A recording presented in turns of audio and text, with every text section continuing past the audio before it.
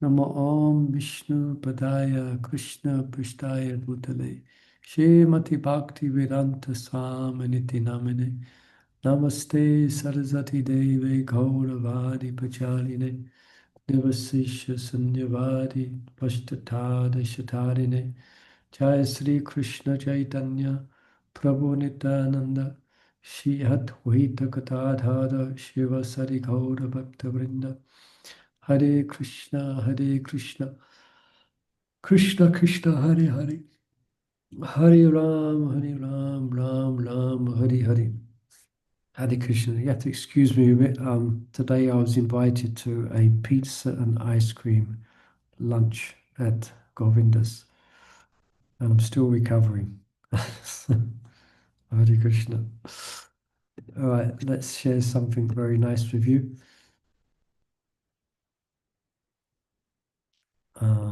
Here we go. One, two, three. Hare Krishna. Okay, so we're continuing our discussion on devotional service in ecstasy, also known as Bhava. I think we spent the last 2 weeks on this.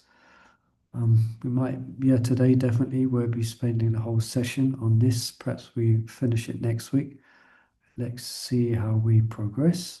There's only a couple of you here, so generally we tend to go through a bit quicker, unless you have lots of questions. Okay, we've covered it.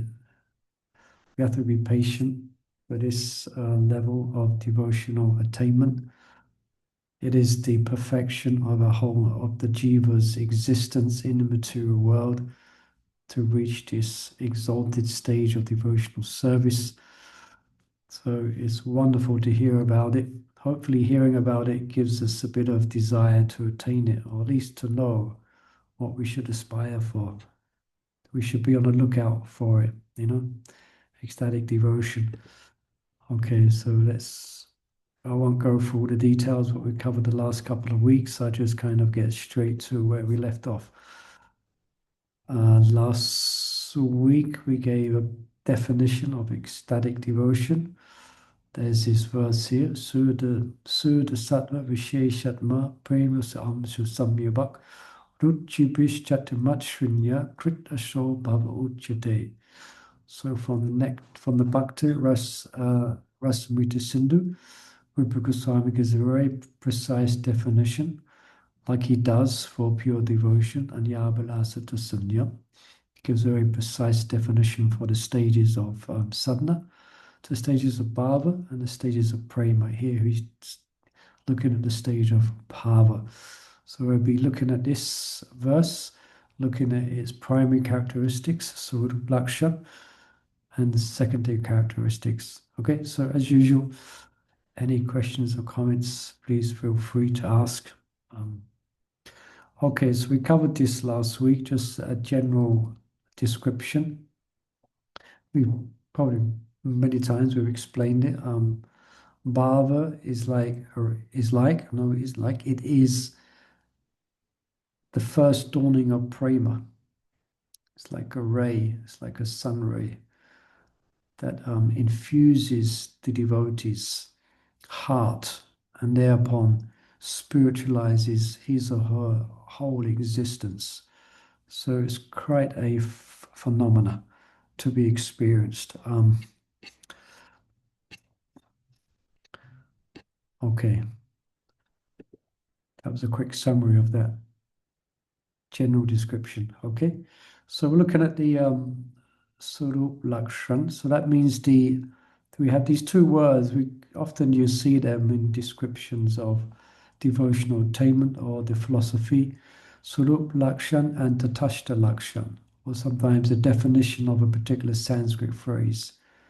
Devotees look at the Surup Lakshan, what's the root or what's the essence, and then the secondary, what's the Tatashta, which manifests from the Surup. Okay, so the primary characteristic is mentioned here, Suddha Sattva, Visheshatma. So Visheshatma means transformation, if I can remember rightly, Visheshatma. And Suddha Sattva means that it's situated, it is in as explained, Suddha Sattva, it's in pure goodness. So if you was to visit the spiritual world, um, well, you want to come back. But if you was to have a peek into the spiritual world, you would enter into an unbounded atmosphere of concentrated bliss, where everything and everyone is permeated with ecstasy. And that atmosphere is called Suddha Sattva. Yeah.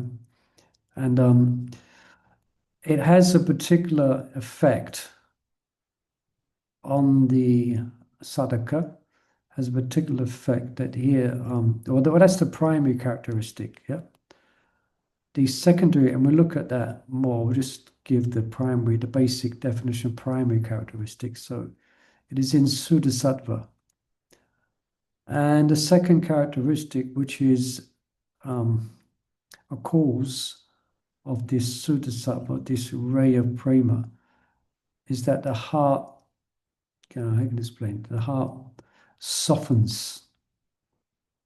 In other words, it melts with various tastes. It's interesting description. Often this definition of the heart is given when we speak about devotional practice. Anapita chiram chirat kuruna avidena kalo. And that Lord is known as Mother Sachi Devi. The transcendent is situated in the innermost chambers of your heart. So it can only appear there if it's softened. Yeah, Krishna would only appear. So it has this effect. No, it's not it doesn't, it's not a anatomical effect that your heart actually melts, the heart itself. It's difficult to describe, but it's your sense of identity, so to speak, your sense of the core emotions. It kind of it becomes very soft. And ruchi chatya matsurinya. Yeah. Ruchi chitta. Chitta means heart or conscious. Chitta means heart, but also means the self. Chitta means it becomes softened by various tastes. So the various tastes in devotion to Krishna softens the heart. Yes, Alexanderji.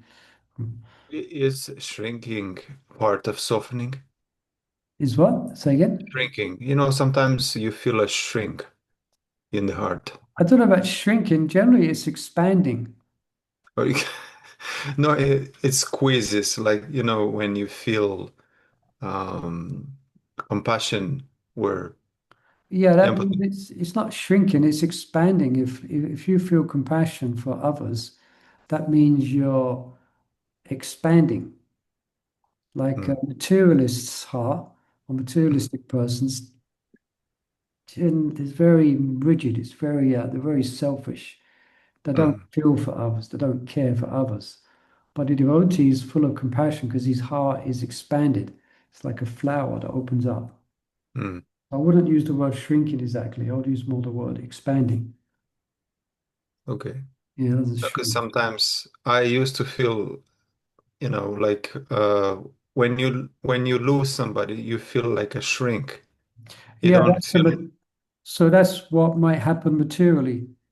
Mm, Yeah, but spiritually, when a devotee is touched by this ray of prema, or even in our devotional life, hopefully we can feel a sense of a blossoming of our heart. It may not be that we've been touched by Suddha, but still we probably feel more for other people's suffering, hopefully. Yeah. So yes. Um, yeah, it's a symptom of devotee that he feels compassion for other people's suffering. Yeah. He actually feels it because he feels in kinship with every soul. So when he sees someone suffering, then he feels it, even if it's material, even if the persons are materially lacking or destitute, we should feel a sense of compassion. Of course, even materialists claim to have such compassion. They have charitable works, but the real compassion comes from a Vaishnava. You know, that's real compassion. You know. So is that okay, Alexander? yeah, Yeah. yeah. You still there, Mother Sahachari? Yes, Murli Prabhu. I was thinking if you have a negative emotion, maybe the heart shrinks. If you have a negative emotion, Yeah, yeah, like, yeah, generally that's a good point. Generally in life, in a material life, persons have lots of negative experiences and they become more insular. Yeah, yeah, it's a good point. They become the opposite. They become very miserly. Yeah, very wary of the material energy. That's one of the wonderful things about coming to Krishna consciousness is that you'll feel a certain release from that type of thing. As you take up the activities of bhakti, you begin to more open. You become less. There's less paranoias. There's less insecurities, etc., etc. So of course it's a challenge because even when we take up devotional service, there's different challenges that come our way. So, but in generally, we should feel that this is all like you could say, the whole, I think Rupa Goswami describes it that the whole process of devotion from Shraddha to Prema is actually love. Yeah, he explains it like that. So, even from very beginning stages, devotees experience to one degree or another different aspects of this love of Godhead. But here we're seeing the full Monty, so to speak, the full manifestation after practice. Yeah, after sadhana, then comes bhava, then comes prema. Yeah. So yeah, so the first line again, Suddha sattva visheshatma, prema su amso. So prema means prema, suya amsho means array. Yeah.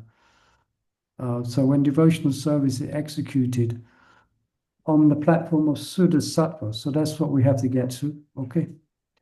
Actually, you can't get to Suddha Sattva, it has to get to you. Yeah, it has to be bestowed upon you. We can get to Sattva by understanding Sattva and what is in Sattva and taking up the lifestyle of Sattva, but we cannot induce Suddha Sattva. It's something that comes down. Yeah. But at least I'm sure we understand that if you want to get to Suddha Sattva, you have to get the closest to it. And that's not the mode of ignorance or passion. The closest to it is a mode of goodness. Yeah. Infused by pure devotional service. Yeah. So yeah, so well, Marge is pointing out what I'm just explaining that we shouldn't confuse Suddha Sattva with the mode of goodness. Yeah. Um, Actually, this Suddha Sattva Visheshatma, I'll just put Sattvam Vishuddham Vasadeva Shaktitam. Lord Shiva says that he's always in Krishna consciousness. He's always able, he's always in a great appreciation of the revelation of Krishna because he's in the Suddha Sattva. Now, when one devotee is in Suddha Sattva, then he's on the oh, I'm just going ahead too far myself a bit. Let's just follow it point by point here. Okay. So now Suddha Sattva again, that's the if you happen to visit the spiritual world, you'll see that it's a pretty ecstatic place. It's Suddha Sattva, and it consists of this Suddha Sattva consists of three kind of three aspects. You may have heard of this before. One is Sandini, which is what maintains the whole spiritual realm. I think the presiding deity is Balaram, I think. Yeah, the Sandini Shakti. So it exists on this Suddha Sattva. Yeah. Also, it infuses one with deep spiritual insight as Samvit Shakti. Okay. Now that Samvit Shakti that spiritual knowledge gives revelation maybe of Krishna factually. So then that is the Haladini Shakti, as we know, which is personally manifest in the form of Radharani, Haladini Shakti. Yeah. So that's Suddha Sattva. Okay, that's what touches the devotee. Yeah, this ray of prema. Now, a reflection of this, when this pure goodness is reflected on the canvas of the external energy, it is known as a mode of goodness. Yeah. But the mode of goodness, as we read in Bhagavad Gita, is generally compromised. No one stays on the mode of goodness. There's normally a mixture, there's normally a competition, except the devotee. Yeah. The accomplished devotee. Yeah. They maintain themselves very strongly in the mode of goodness. But generally, if it's exhibited in a materialist, then generally it's going to be mixed up with the mode of ignorance. Sometimes the mode of ignorance will be prominent, sometimes the mode of passion, even throughout one day. There's this constant wave of being pushed by the material energy in the forms of the three modes of material nature. Yeah, well, some people might not even get a peek into the mode of goodness. They may just be wallowing in the mode of ignorance and passion. Some people, they may have a regulated life, a charitable life, a good life. There used to be one program we used to watch before I joined called The Good Life. I won't go into the details. But yes, so then some goodness, but then there'll be aspects of their character which will be pretty unpleasant. Yeah, when it comes to the crunch. Yeah. Okay, so yeah. Now this Samvik potency is very interesting because this is the knowledge that gives transcendental knowledge. So even if someone is illiterate or doesn't have access to the scripture, they will understand all the truths related to Krishna through this Samvik potency. Everything will become known to them. Everything will become revealed within their heart. Yeah, that's the Samvik potency. That's an aspect of the Shuddha Sattva. So even literate devotees, I think sometimes it's described. I think Gaura Das Babaji or Jagannath Das Babaji, some of them, both of them, were more or less illiterate. I think Jagannath Das Babaji. I might be wrong, but either one of the two or both of them often is mentioned that they weren't great knowers or readers of Shastra because they couldn't read. But through their practice of pure holy name, of pure devotion, everything was known to them. Yeah. So quite amazing, isn't it?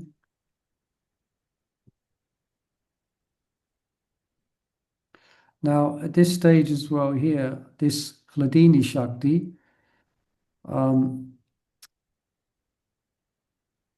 what they have devotees they feel saturated with a feelings of possessiveness towards Krishna. Like Mother Yasoda's, she's very much saturated with feelings of possessiveness of Krishna. Krishna is her son. Yeah, Mother Radharani and the gopis. Krishna is their property. Yeah, very much on the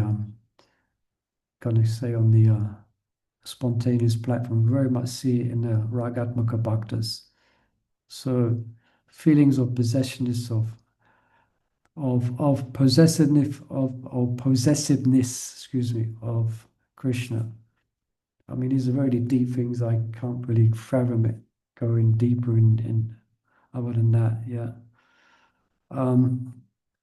Now, before this stage of achieving a bhava or this ray of love, the sadhakas situated more or less in the material realm, and the Lord obviously is in the spiritual realm. But now they are situated on the same spiritual platform as the Supreme Lord Himself. That's why the curtains are open. Maya jivanakachan akla adokshatam abhayam. Look, Queen Kunti prays. Krishna is covered by the curtain of deluding energy. And when that curtain opens, that's called Suddha Satmani. One's on the same platform as Krishna. Yeah. Uh, yes. So that's when we mentioned that's when a devotee really fully can understand Krishna's name, form, quality, and paraphernalia and entourage, because they were made of the same spiritual energy. Jiva Goswami in his Bhagavat Sandarbha, yeah, he gives the whole explanation on how the Lord's paraphernalia, etc., everything is consists of the spiritual energy. Yes, Alexander. Just a thought came across my mind about when at what point in a person devotion he stopped measuring his love or his devotion. At what point does he start measuring? Yeah, at what point he stops measuring He stops measuring. what I am, you know, at what stage in this ladder of bhakti and Uh-huh. Yeah, that would be when one is, I would say, that's not something that Madhya Soda thinks about, or the gopis, or the residents of the spiritual world. They're so absorbed in Krishna. Actually, it's a juxtaposition. They see themselves as being on the lowest platform, which is so generally, yeah, generally a devotee, I would say, unless you have any thoughts on that, I was generally in the spiritual realm when they apanadas, when they've actually achieved the stage of perfection, they're not going to be so absorbed in thoughts of pleasing Krishna that they're not sitting down and think, oh, is this a Nata Nibriti now? Is this a Shakti? They're kind of washed away, you know? They're washed away in spiritual emotions for Krishna. It's like a little tiny boat in a great Atlantic Ocean of which there's a tsunami. Mm. They don't think, oh, what stage am I at now? They're just washed away in deep, deep spiritual emotions in a relationship to Krishna. Yeah, so before that point, yeah, generally it's good to have knowledge of the different stages, be very clear on where we want to go. Yeah. Yeah, it help? Is that Yeah, I good? think so. I was thinking perhaps a pure attachment, but perhaps it's beyond that. Pure attachment? I mean, the Shakti? You mean Yeah, like, yes. I thought, and I just need a confirmation though. So yeah, you said it. yeah, it's quite, I mean, that's why devotion and development of devotion, like we speak about it and we analyze it and we should understand it. But Mm, actually, it has aspects of being, it has lots of inconceivable aspects mm.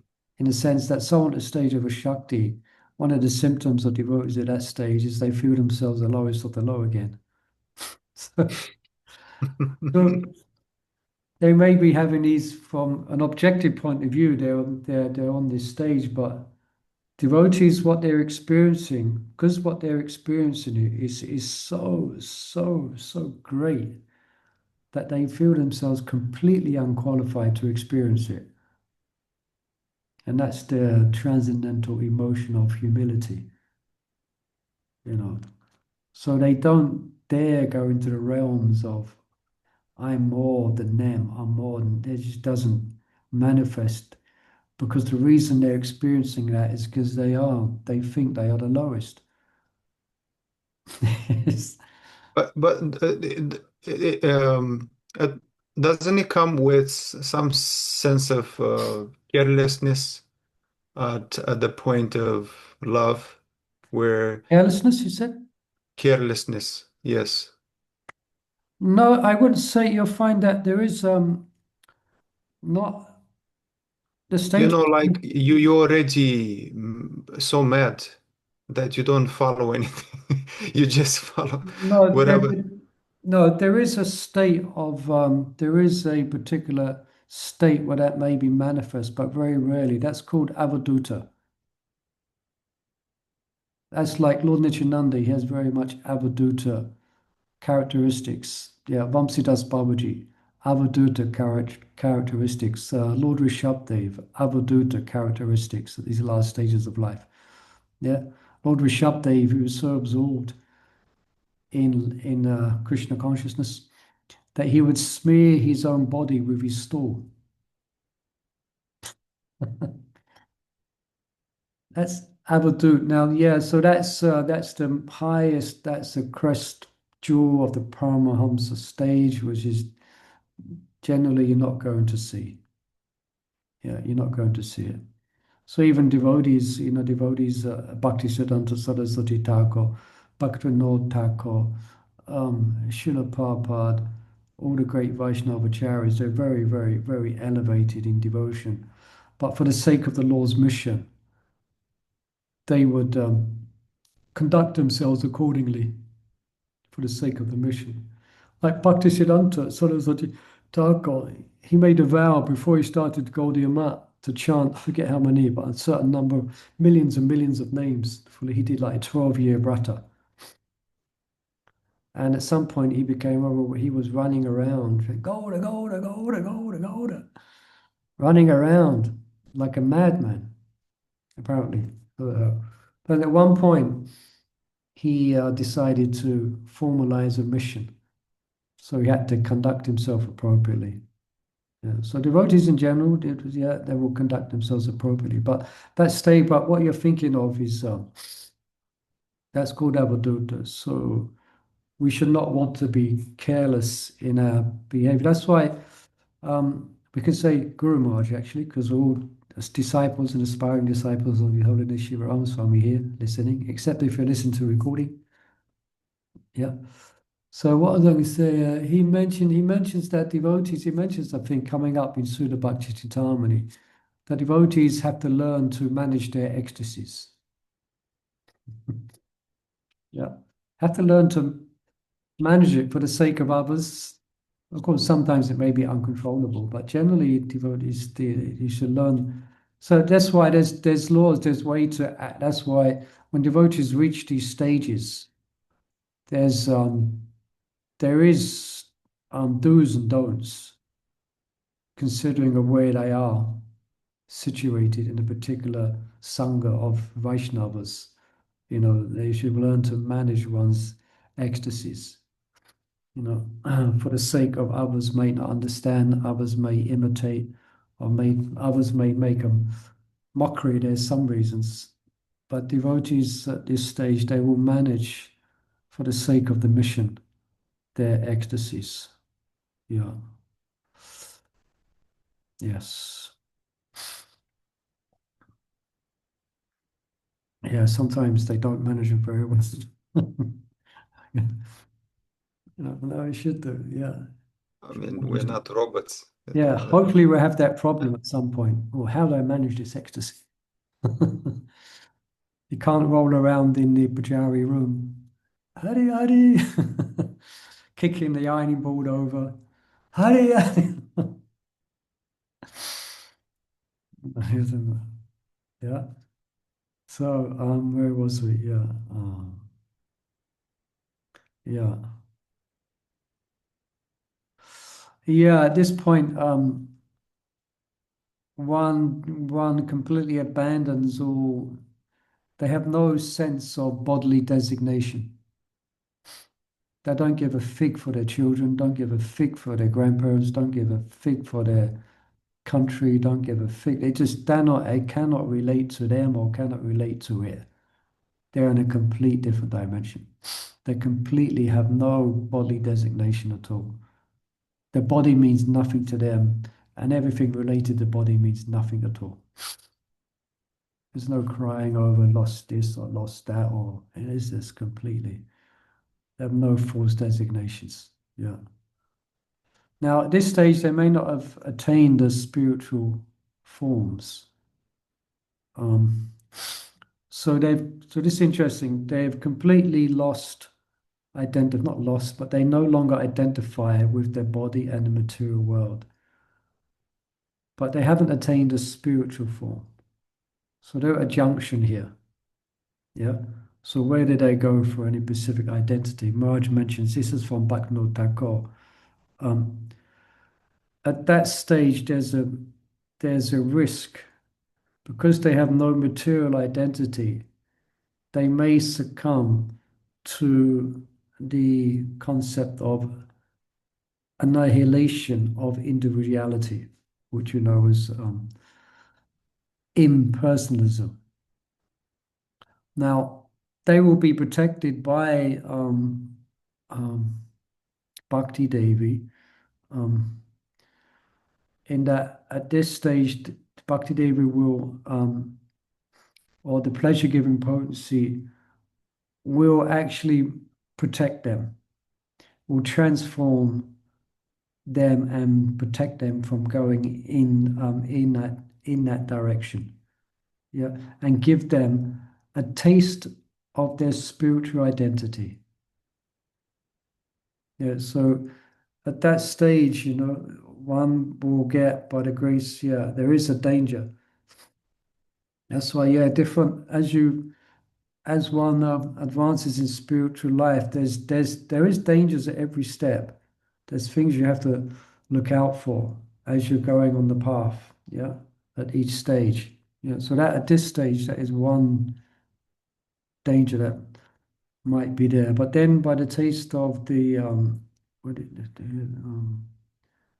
yes, the pleasure give the Haladini Shakti by the grace of Radharani. One has a taste for a different identity, a spiritual identity in relationship to Krishna. Yeah. I'm excited. Huh? I'm excited. Exciting, isn't it? Yeah. Now, Marge brings out a question here, then, which is a question that's asked in the Brahma Sutras. It's asked in the prayers of the personified Vedas. So if the body, our body is comprised of material senses, mind, and intelligence. So how can what's material reveal that which is spiritual, Krishna? Yeah. That's a question that's asked in the Brahma Sutras. Yeah. Because Krishna or Dakshaja, he's beyond the range of our material perception. It's beyond. It cannot be done without material perception. So it's kind of paradox. So Maharaj brings out here that how this Suddha Sattva, how it influences matter. Yeah, the body, yes, it's made of material elements, but in contact with pure goodness, then it transforms and becomes no longer material mind, no longer material senses, no longer material intelligence. It's been spiritualized. Yeah. And from that spiritualization, then one can perceive Krishna. So the Prabhupada gives example here. You see this, you heard him give it when a piece of iron is put into fire. It stays there long enough, it takes on the same characteristics. This is coming from Jiva Goswami. Like when iron rod is placed in fire, it becomes just like fire. If you don't believe it, touch it. Yeah, it's the same. Yeah. So constitutionally, it's still iron. In one sense, still material body, but in touch with pure goodness. I just read here. The body of a pure devotee takes on the qualities of pure goodness. Such transformed senses now on the same spiritual platform as Krishna. I'm proud to perceive him. That's why Prabhupada he was on this platform. So for him, Krishna was everywhere. Yeah, he could perceive Krishna at all times. He could see Krishna in all people. He could see Krishna in all situations. Because again, Maya Vachakananam, the curtain of the lunar energy was completely drawn. That's Suddha Sattva. Yeah. Um,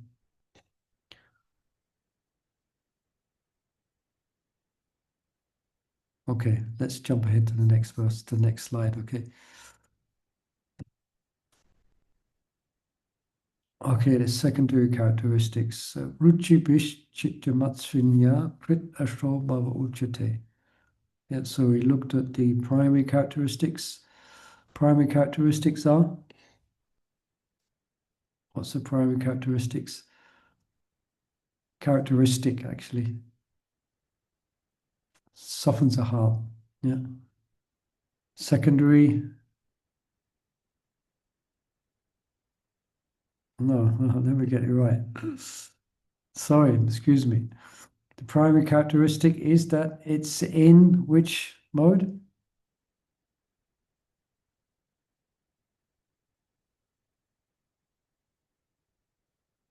It is in, Goodness. go up a bit further. Suddha Sattva. Yeah, so we just discussed the whole what is Suddha Sattva. That's a primary characteristic of Bhava. Secondary characteristic, which we mentioned, it softens the heart with various tastes. So what exactly is that? Yeah, so here, well, we don't know, we're hoping to know. At the stage of Bhava, then devotee is kind of absorbed, really absorbed, not trying to be absorbed. Yeah, and well, an iPhone is entering now. Don't know who that is. Hare Krishna. They're absorbed in Krishna's name. Again, they're completely absorbed in it. Krishna's name, form. Hare Krishna, welcome who's ever just joined us. We can't see your name, we just see iPhone. Welcome, Hare Krishna. Who's behind the iPhone? Vijaya Krishna Hare Das. Krishna, Hare Krishna. And I'm sorry I'm late, Prabhu. No problem. But thank you for having me. You're most kind. No problem. As I say, better late than never. Yes, you're right. Yeah, Hare Krishna. Yeah, so we're speaking about an exalted stage of devotion called Bhava. We have that's what we're aiming for. So quite exciting discussion. Yeah, at this stage, devotees are absorbed in Krishna's name, form, quality, and it gives a joy, that unprecedented joy. Maharaj describes it as unprecedented joy that you cannot find by watching any YouTube video. You won't find it in the material world anywhere. This joy is unprecedented. Mentioned in the 6th chapter of Bhagavad Gita. That still explains wonderful verses that describe the state of samadhi. And upon attaining this, he thinks there is nothing better to obtain. Yeah, it's unprecedented joy. Now, that joy it has sattvic manifestations in that it causes crying. Yeah. Interesting, crying. If you're crying and you have cold tears, it's ecstasy. If you're crying and you have warm tears, then it's misery. Yeah, if you have cold tears, if you're crying because you're in ecstasy. If you have warm tears, it's interesting, isn't it? How emotions affect the temperature of the tears. Yeah, so crying. Yeah. In fact, even the Ragatmaka Bhaktas, Radharani, and the residents of Vrindavan, sometimes they cry hot tears. But those tears because they're in anxiety for Krishna, something like that. All right, so anyway, so this causes trembling, crying, trembling, horripilation, which means all the hairs stand on end if you've got any on the head. I don't know what it looks like. I don't think it's literally. I think it's just the hairs on the hair stand on end, anyway. Like a goosebumps. Like goosebumps, yeah, that's it, yeah. Yeah, then they do what they kind of they discover or they find or they discover their specific identity as Krishna's eternal servant, and they get a sense of belonging to Krishna, being one of the clan. They get a sense of belonging, not just to Krishna. They get a sense of a belonging to Raja, belonging to the cowherd boys, belonging to Jatila. They feel very much a sense of belonging to that, yeah, to the spiritual world. Same as we have a sense of belonging in our particular community in the temple. We have a sense of belonging, isn't it? Hopefully. So the same, but this is at this stage one has that with Krishna and the Rajbasis. Yeah. Yeah. And sometimes they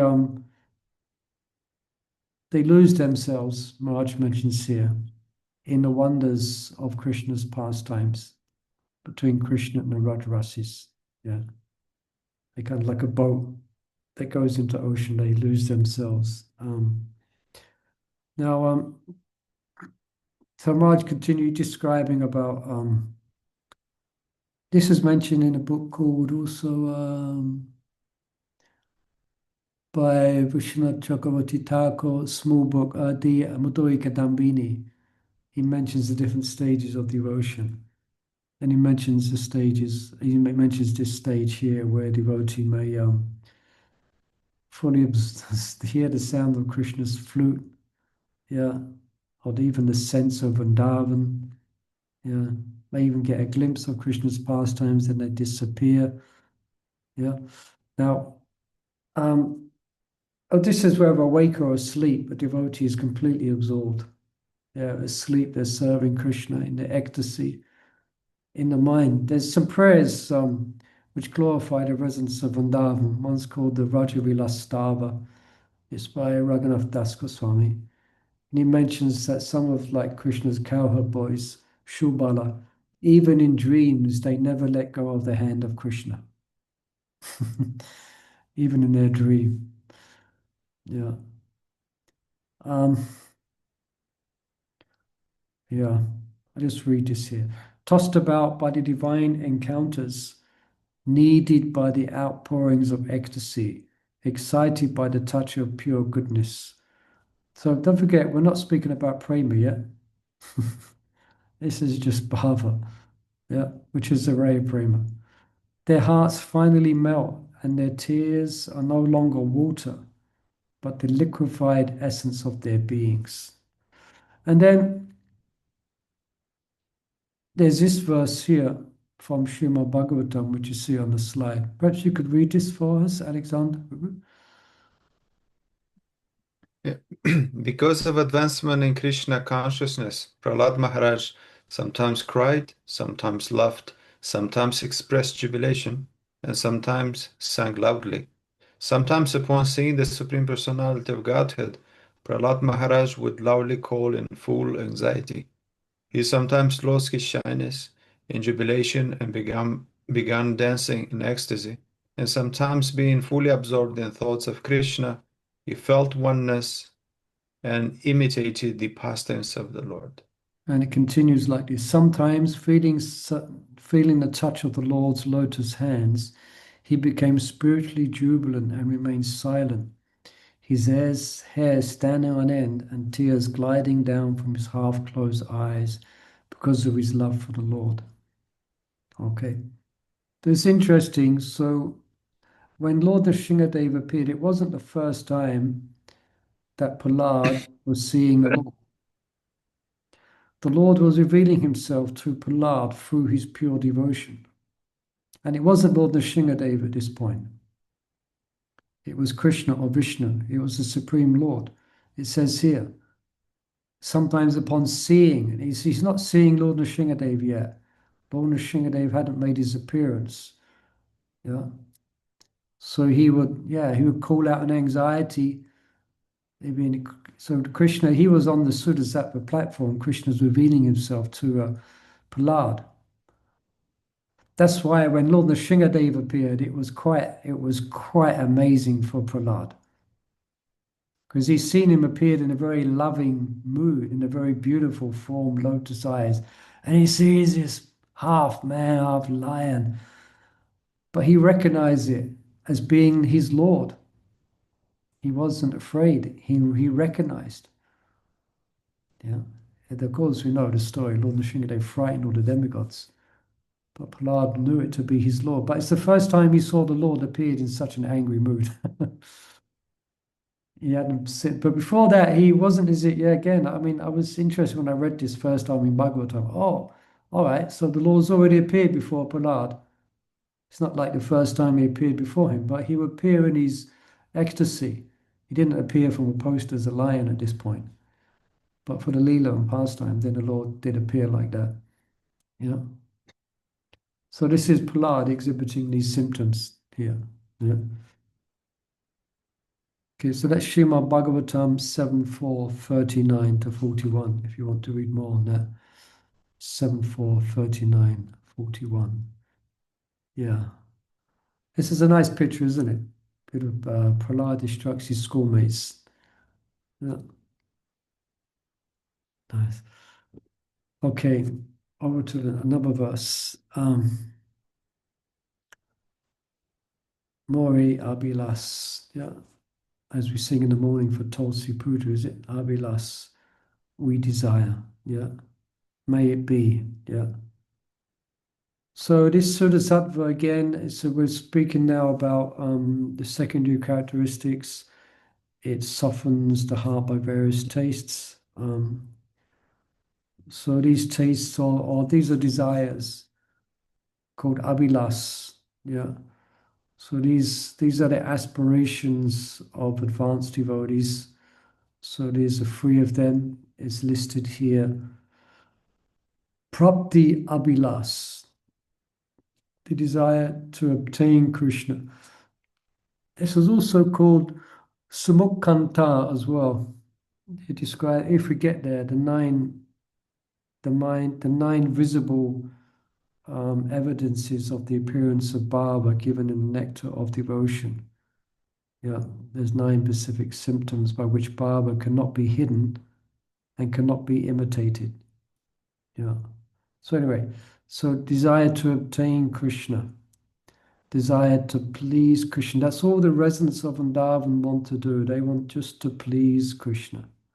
All the cowherd boys, all Madhya Yasoda, cowherd girls, all the servants, everyone. Their love just they want to please Krishna, not to get anything in return. There's no room in their psyche for them to think of anything in return from Krishna. They just want to please him. Yeah. And the desire also, so Shohrati Abhilas, to be intimate, desire to connect intimately with Krishna. So Prabhupada says that these desires fuel devotees' greed. So here's a quote from the Chaitanya Charitamrita, which is from Bhakti Rasamrita Sindhu. It's here. By various tastes, one's heart is softened, and there is awakening of one's loving propensity to render spontaneous devotion to the Lord. Yeah. So another name for ecstatic devotion, which I was reminded of again, always forget, is rati. Not the negative that he's feeling a bit ratty today. Now, rati means, if it's Sanskrit, means attraction. Yeah. So another word for ecstatic is rati. Yeah. Yeah. What else do we have here? Yeah. And Raj brings out here that this to realize the full strength of what we're speaking about, or the various features, it's attraction through perfected chanting. Okay, and here in the company of advanced devotees. So generally, it can happen at any time, but generally, everything that we're describing here is going to be happen by the mercy of the holy name of the Lord, at japa or kirtan or service to the holy name, which I guess is everything. Yeah, Alexander. What if a devotee wants to attain or to connect more intimately with Radha instead?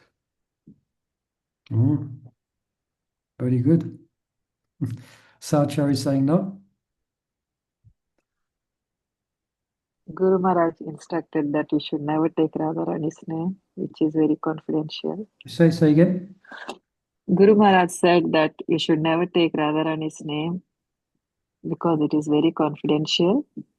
Yeah, generally in our practice, we're practicing, we're in the International Society for Krishna Consciousness. Yeah. So generally that's more of a confidential aspiration, but it's not against devotional principles. I think Prabhupada mentions in the Nectar of Devotion that devotees, in order they seek Radharani's mercy. Yeah. So generally, that's something which devotees will tune into after practicing Krishna consciousness for a few years. That the easier route is through Radharani. But that's not something, as Mother Sauchar is nicely reminding us, it's not something that we generally present, yeah, as a public presentation of Krishna consciousness. We follow the same protocols, Prabhupada, so to speak. But yes, what if you're attracted? Well, that's good. It's not a bad thing. Yeah. But just so you want to, yeah. Is that okay, Alexander? Anything? I'm not sure if I've received any. So your question again was, what if you're attracted to Radharani? Yeah, because she's the crown of his heart, and only through her mercy you actually can please him. Yeah, that's the fact. That's the fact. So yes, so when But she's so attractive. I yes, don't know. yes, of course. So we're speaking here generally, we're speaking about Krishna. But all of these different symptoms, all of these different manifestations of revelation, of name, form, qualities, and pastimes, it generally it can mean for Radharani. Yeah, devotee may have predominantly attraction to Radharani. Yeah, and that's not wrong. That's a natural development, and it's not as if you're leaving Krishna behind. You will nourish your feelings of ecstatic love for Krishna, but that's a more of a different type of discussion. All right, that's another level of discussion, which perhaps we're not quite there yet. Yeah, but thanks for reminding us of Radharani. Yeah. Yes. Yeah. Yeah. Okay. What's the time? 4 minutes. Okay. So, 1 second. A bit hot in here. Okay. Achieving ecstatic devotion. Okay. Anyone like to hear about this? Achieving ecstatic devotion. We've been describing the whole process of Krishna consciousness and the science is to achieve ecstatic devotion. So everything we're doing, hopefully, is to achieve ecstatic devotion. But specifically, there's two ways to achieve this bhava. One is by special mercy, yeah, of Krishna, as I mentioned here, is pure devotee. Special mercy, it comes without rigorous practice, yeah, or it can, or through rigorous practice, yeah. So to obtain this ecstatic, well, as I mentioned, to get to this stage is rare, but to achieve it without ardent practice is even rarer still. It can happen, it can happen to anyone, but it's rarer still. Yeah. There are exceptional cases, through was mentioned here, ecstatic emotions caused by verbal blessings, and there's examples given of each of these in Nectar of Devotion, personal audience, or direct well wishes of Krishna or his pure devotee. Yeah, that you're going to see manifest a lot in Chaitanya Leela. Yeah, that was a special time, and damn, we missed it. we wasn't there. But you see that in the pastimes of Lord Chaitanya Mahaprabhu. Yeah, devotees would attain ecstatic emotion just from seeing Lord Chaitanya, etc. So we're not going to discuss that any further, because this whole study that we're doing is to teach us to execute devotional service properly and not wait for this special mercy to descend, but to do everything that we can to touch Krishna's heart and invoke that special mercy. Yeah. Yeah. So we should always persistently aspire for perfection and hanker for blessings of our authorities to obtain it. Yeah. 1 second. Oh, we lost. No problem, Brew. Thank you for joining us, even for a few minutes. I promise, Murli Prabhu, that I won't be late again, and it's important for you to know that this course is something that I really want to do. I'm sorry. No problem, no problem. Happy to have Hare Krishna. Haribol. Yeah. So yes.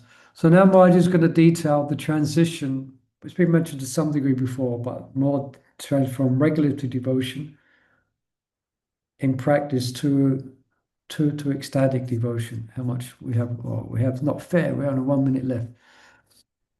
And let's see, we might go over a couple of minutes. Okay.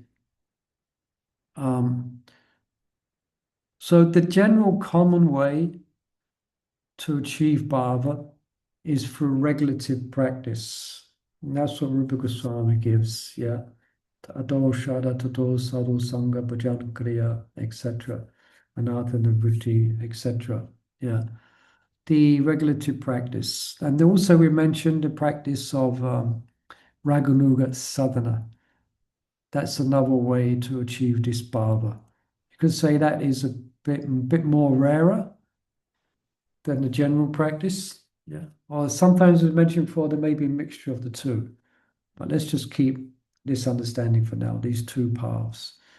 Now, according to what Maharaj describes, the mature deliberation of Bhaktivinoda Thakur and Srila Prabhupada, based on, you could say, the unfortunate condition of jivas in Kali Yuga.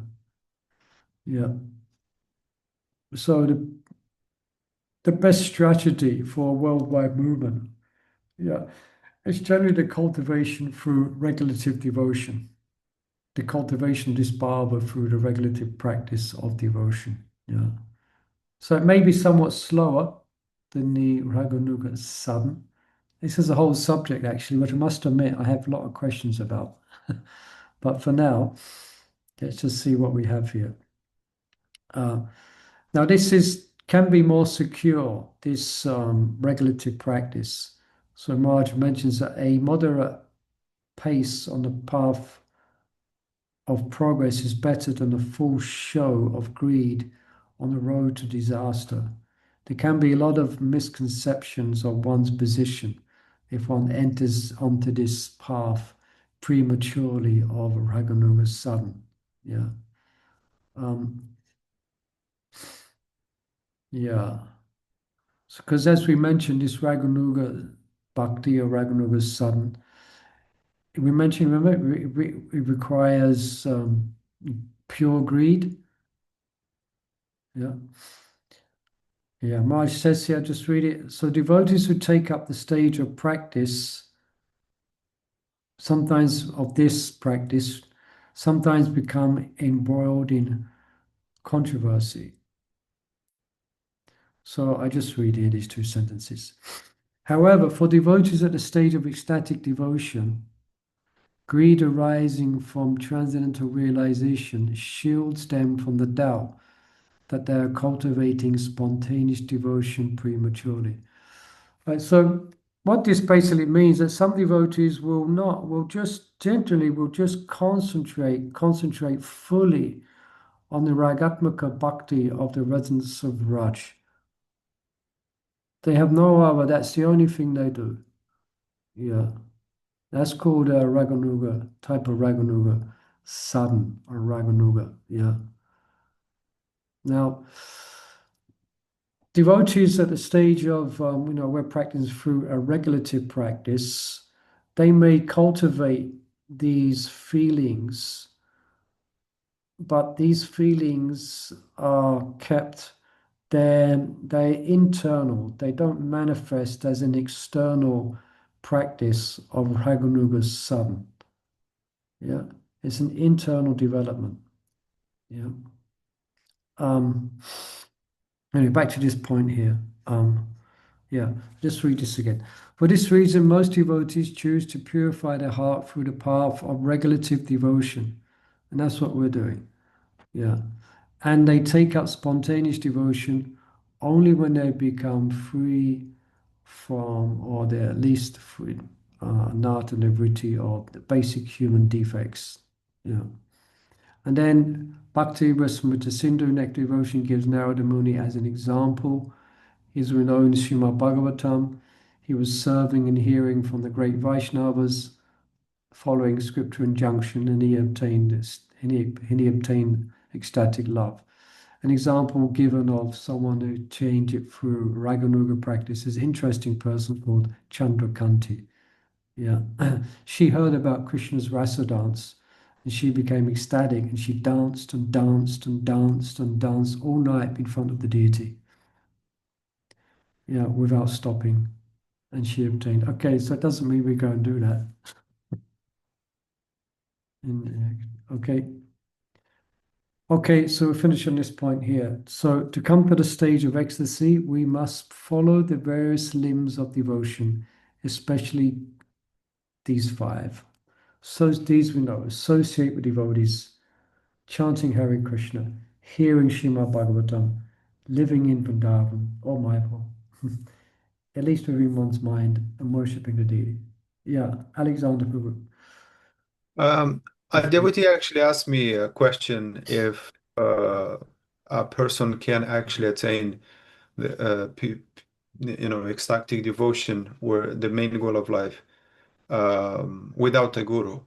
And so I thought to share this, what Guru Maharaj speaks about, that there is exceptions, that provided that they chant sincerely and without offenses, they can attain. If they live in the desert and they chant the holy name and sincerely and purely, they can attain that. But generally, we focus on we shouldn't focus on, uh, hope for that kind of. Yeah, Um, that's mentioned in Bhagavad Gita in one purport. Bhagavad Gita Prabhupada mentions that one may be in a position where they have no access to the Vaishnava devotees of the Lord for one reason or another, but they're very sincere in their practice. Yeah. But so generally, did I give him the right answer? yeah, it's correct. Yeah. I mean, if you're quoting from Guru Maharaj, isn't it? Yeah, yes, Yeah. because he speaks that these are exceptions, but for the majority, they usually we have to rely on Vaidhi Bhakti. Yeah. Generally, especially if in our Sangha, when there's gurus aplenty, well, it could be more actually. Mhm. But there are gurus, if someone in association in the Sangha of ISKCON, where there's Mhm. gurus and they conclude, I will attain Bhava without their help. No. I mean, Yeah. no way, Jose. Yeah. Yeah. Okay, let's stop there. Okay, good start to the year. Okay, first day, Suddha Bhakti Cintamani, describing a devotional practice and wonderful process of devotional service. Okay, thank you very much for joining us, and join us next week for number 27. No, 50, no, 27. Yeah, this was 26. Jai Shri Prabhupada Ki Jai. Thank you, Murli Prabhu. Thank you. Okay, I've got rounds to chant now. Okay, Hare Krishna. Hare Hare. Haribo. Gaura Premanandi. Hare Bol.